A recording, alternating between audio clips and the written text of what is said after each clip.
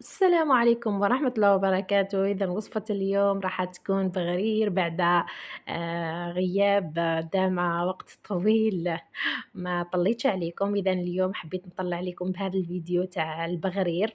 البغرير الجزائري اللي ما يديش وقت كبير، بالأخص في هذا الصيف مع العيا وكلش. 5 دقائق وانتي وجدتيه بمكونات جد بسيطة وموجودة في كل بيت.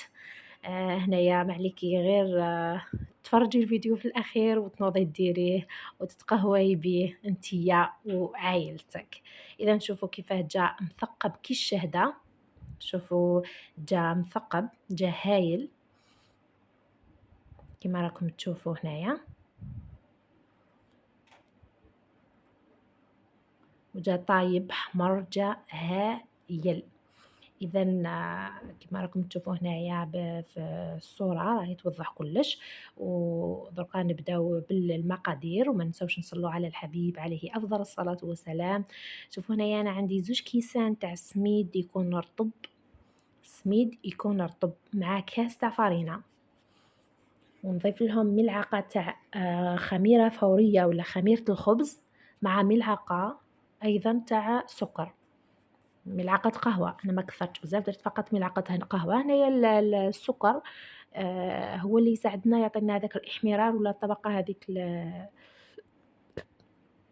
الطايبة من التحت. وعندي هنا كيس تاع خميرة كيميائية وزن 10 غرام. هنا الخميرة هي اللي توفر علينا إنه نستناو هذاك البغرير تاعنا يقعد يخمر، يعني تقدري ديريه ثم تبداي طيبيه. إذا نشوفوا هنايا نجيب الوعاء اللي راح نخلط فيه. هنا درت لك 2 كيسان تاعي تاع السميد، نضيف عليهم قلت لكم الكاس تاع الفرينه، نضيف عليهم الكميه تاع الخميره والسكر.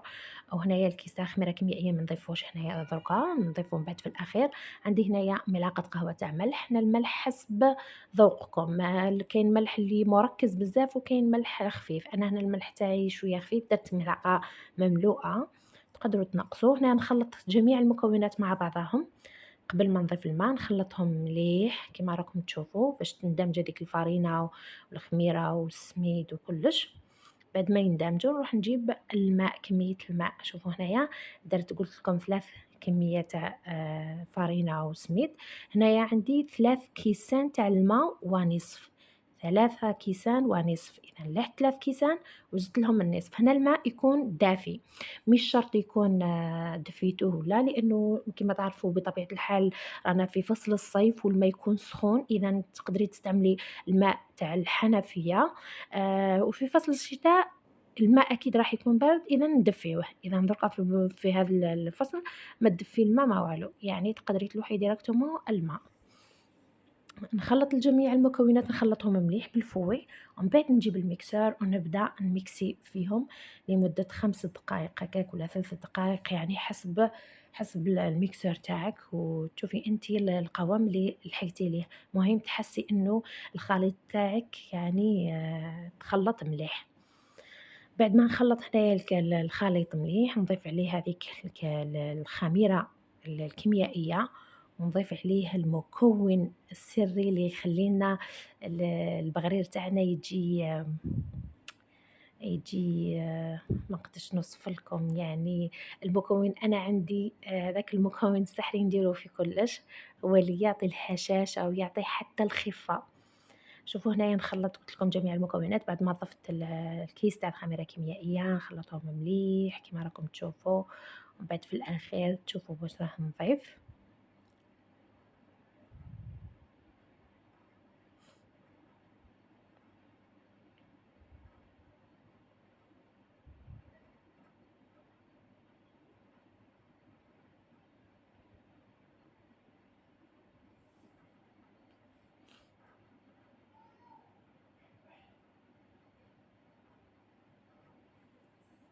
إذا بعد ما تخلط الخليط كما راكم تشوفوا واجد، قلت لكم المكون السري واللي هو الخل.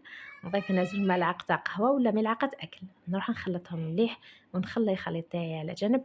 هنايا بلا ما نخليه يرتاح ولا حاجة، نروح فقط نحي الدوزان اللي خدمت بيهم نغسلهم ولا ندير، ومن بعد نبدا نطيب، يعني بلا ما نستنى وقت طويل، فقط مدة 2 دقايق ولا شي. المهم تروحوا تقفّضوا من ثما البلان دو طرافاي تاعكم، تمسحوه كذا، تبداو طيبوا. عندي الكريبيار هنايا، شوفوا هنايا نقوي النار تكون قاوية شوية، من بعد كي يبدا يتثقب نبدا نقّصلو ونخليها طيب على مهلها باش طيب وما تقعدلناش عجين. كيما راكم تشوفوا هنايا، والحبة الأولى كيما تعرفوها دائمًا تجي شوية شوية، وشوفوا جات ما شاء الله. كيما راكم تشوفوا، شوفوا كيف جات مثقبة مع إنها الأولى. إذًا كيما راكم تشوفوا كيما طيبنا الأولى نروحو نطيبوا جميع الخليط اللي بقى لي. أنا فقط نعطيكم ملاحظة إنه كل ما تحسوا الكريبيار تاعكم ولا المقلة تاعكم بدات تسخن مليح نروحو نبردوها، ماهيش نلوحوا الماء داخل هاذيك منين نطيبوا، نقلبوها على الوجه اللي منهيها ونلوحوا عليها الماء من الحنفية باش تبرد لنا شوية، ونحطوها ونبداو نطيبوا، تعطينا نتيجة ولا أروع.